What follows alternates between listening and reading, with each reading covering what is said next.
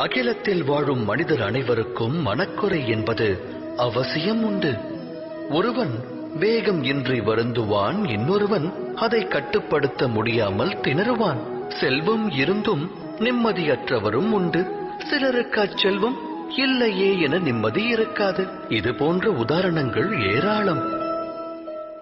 தாம் அனைத்தையும் பெற்ற மனிதரை இந்த அவனியில் சந்தித்திருக்கின்றீர்களா? குறையோடு வாழும் மானிடர் அந்த ஒரு குறையினை வாழ்வில் மையமாக்கி வாழ்கின்றனர்.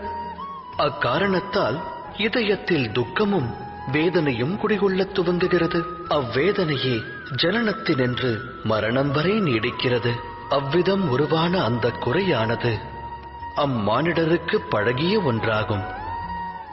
வேறு சிலர் பற்றியும் கூறத்தான் வேண்டும். உருவான குறையை ஒரு சிலர் தம் சாமர்த்தியம் கொண்டு வெல்கின்றனர். அவர்களுக்கும் ஏனையோருக்கும் என்ன வேறுபாடு? தாம் இது குறித்து சிந்தித்ததுண்டா? இதற்கான விடை மிக எளிது. எவர் குறையினை வென்று காட்டுகிறாரோ, தனது சாமர்த்தியம் கொண்டு அதை வீழ்ச்சியடையச் செய்கிறாரோ, அவர் அதை கடந்த நிலைக்கு செல்கிறார். ஆக குறை ஏற்படுவது விதிப்பயனே. ஆனால் அக்குறையை மதிகொண்டு வெல்லும் மானிடர்தான் மதிக்கப்படுவார்கள். சிந்தித்து செயலாற்றுங்கள்.